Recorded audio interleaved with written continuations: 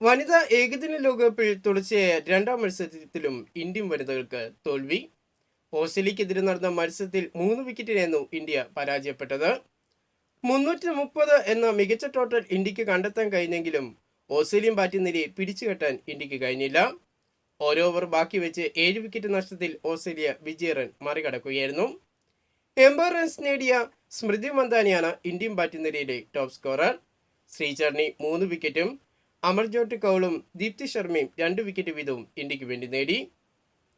വനിതാ ഏകദിന ലോകകപ്പിൽ ഓസ്ട്രേലിയക്കെതിരെ നടന്ന മത്സരത്തിൽ ചരിത്ര നേട്ടം സ്വന്തമാക്കിയിരിക്കുകയാണ് ഇന്ത്യൻ വൈസ് ക്യാപ്റ്റനായ സ്മൃതി മന്ദാന. ഏകദിന ക്രിക്കറ്റിൽ 5000 റൺസ് നേടുന്ന ഏറ്റവും പ്രായം കുറഞ്ഞ താരമായി മന്ദാന. ഇതിനു മുമ്പ് മിതാലി രാജാണ് ഇന്ത്യക്ക് വേണ്ടി 5000 റൺസിൽ എത്തിയ മറ്റൊരു താരം. കൂടാതെ ഏകദിനത്തിൽ 112 ഇന്നിംഗ്സുകളിൽ നിന്നും അതിവേഗമായിരുന്നു സ്മൃതി മന്ദാന 5000 റൺസ് നേടിയത്. ഈ ഒരു റെക്കോർഡിൽ ഇന്ത്യയുടെ പുരുഷ ടീമിന്റെ താരമായ വിരാട് കോഹ്ലിയുടെ റെക്കോർഡിനെ സ്മൃതി മന്ദാന മറികടന്നിരിക്കുകയാണ്. 114 ഇന്നിംഗ്സുകളിൽ നിന്നുമാണ് വിരാട് കോഹ്ലി ഏകദിനത്തിൽ 5000 റൺസ് തികച്ചത്.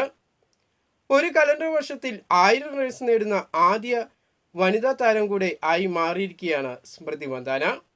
കൂടുതൽ ക്രിക്കറ്റ് വാർത്തകളും വിശേഷങ്ങളുമായിട്ട് നമുക്കിനി അടുത്ത വീഡിയോയിൽ കാണാം.